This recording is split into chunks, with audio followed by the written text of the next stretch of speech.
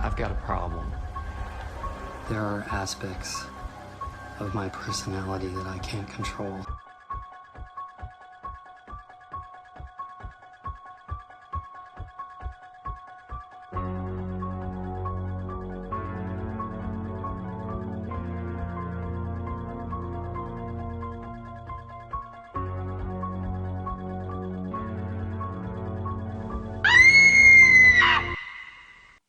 Welcome to the very first Sound and Motion Ragecast, a series of frantic ramblings and manic discussions by Andrew about things that, well, while they wouldn't make the average rational adult do anything but shake his head and sigh, they're going to turn Andrew into a blithering wreck of high blood pressure and disillusionment.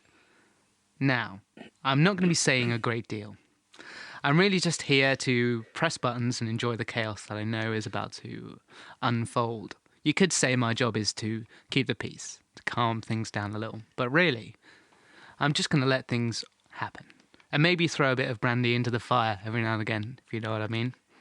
So, Andrew, what are you going to blow wildly out of proportion this week? More specifically, blow it out of your arse. When I was thinking about this first Ragecast, I really tried to just think of some of the big things that really got on my nerves instead of the small things, and make a list of them. And obviously, that list ended up taking up several sheets of paper that were just covered in savage expletives and contained the results of a few manic episodes. And I kind of feared that the list might end up getting confiscated and might see me locked up in some sort of asylum. So I decided to be more concise and actually come up with reasoned arguments, like research a little and read papers, browse internet sites, that sort of thing. And What, like porn, knowing you? there was some porn. Right. I had to have a break. Okay. I basically wanted to construct a discussion with my own insanity that would somehow make for interesting and informative listening. And how did that go exactly? Well, it went all right. There's some bits that are quite sensible, but I have to spoil it by getting annoyed and coming out with some insanity in the middle. But fuck it, basically.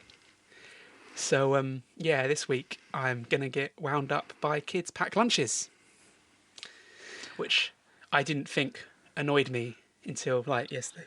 Right. So you spent 2 minutes explaining why you're getting pissed off at Lunchboxes. I'm going to talk about them, not just saying that. Well, carry on. Well, there's just, like, I saw a news report the other day, and there's so many rules governing what you can put in a kid's packed lunch now, and it really annoys me. Right. For health reasons, I'm sure they're there for the good of the kids, Andrew. No, I just think they're trolling people, some of these politicians. They're trolling people. They are. Like, some of it is utter bullshit, but we'll get to that.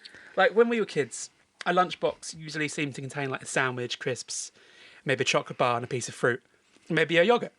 And, the kids that had the yogurt would have been sitting in the lunchbox all day, simmering in its own bacteria.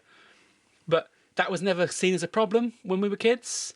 But now, like I read the other day, the Conservative Secretary for Education is suggesting that packed lunches like this should be banned, that there should be rules put in place, and the Food Standards Association, or whatever they're supposedly called, have said that the ideal lunchbox for kids should contain like a falafel and salad in a pita bread, hummus, peaches and a fruit juice, low-fat yogurt, and a small apple juice.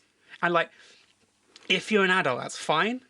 But I mean, what kid is going to want to open their lunch at 12:30 to find a feast of hummus that's gone an appetising shade of shit, and limp salad and crushed falafel in a pita bread that by then is largely broken into pieces in the dry as the Atacama Desert? Just utter shit.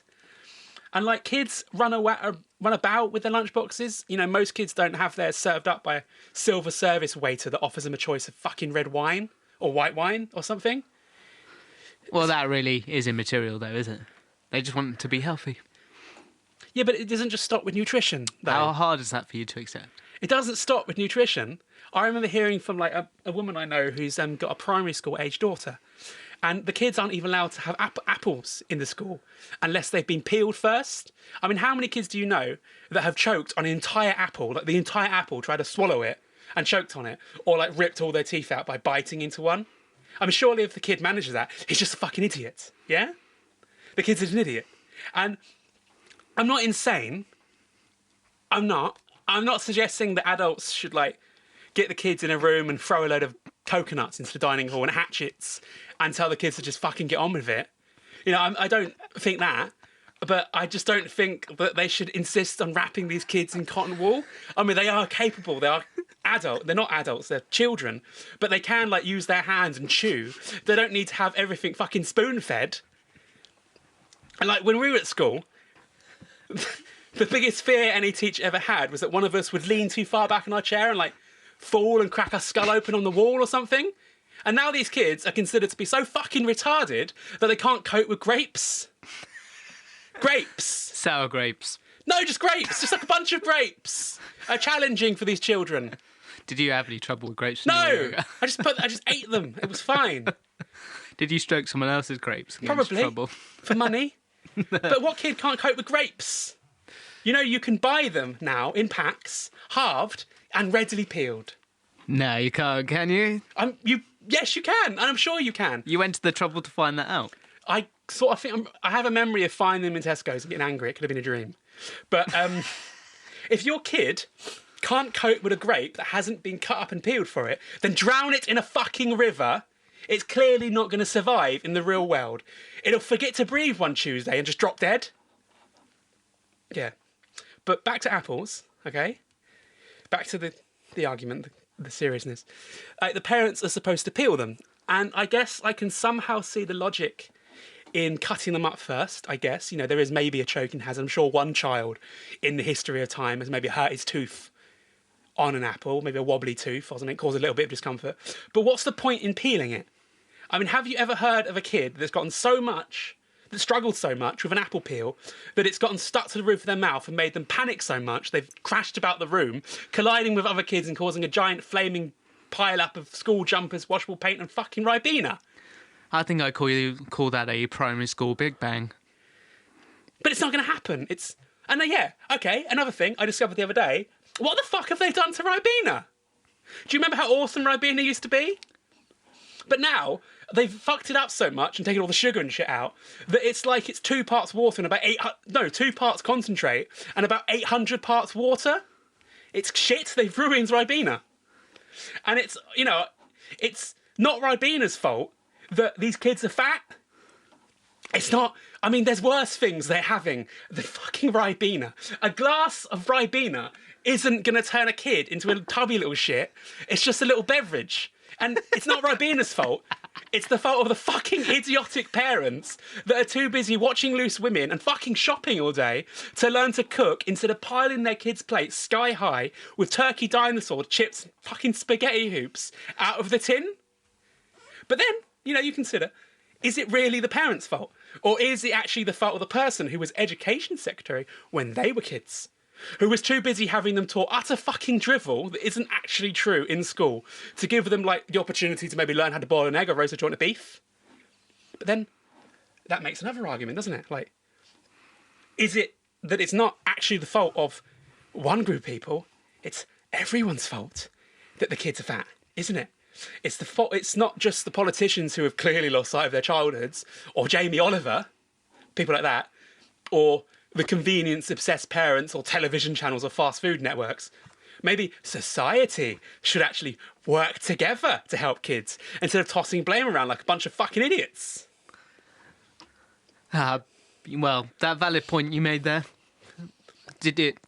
Slightly valid. Was it really hard to get out? Did you have to sieve through, 1,000 tons of bullshit to actually... But then there's the bullshit about peanut butter as well. Maybe I spoke too soon. It was valid before. But yeah, some schools don't allow kids to have peanut butter sandwiches now in case another kid that's allergic eats their sandwich. And I'm sorry, but, you pat your kid a lunch, and if another kid grabs your kid's peanut butter sandwich and shoves it down its fat fucking throat and goes into anaphylactic shock as a result, and then good. I hope it fucking dies. Honestly, because it's a thieving little shit. And it's not my fault. It's not the parents. It's not the teacher's fault. It's the fault of the parents for raising a thieving little shit that thinks that's an okay thing to do. And don't get me wrong, I mean, I don't wish any harm on any hypothetical children. If I'm out on some hypothetical stroll through town and I see a hypothetical kid trapped by some hypothetical fire, I'm going to grab a conveniently placed hypothetical hose and save its hypothetical life with a hypothetical stream of water, like the hypothetical hero Hollywood says I probably am. I just draw the line at people stealing sandwiches.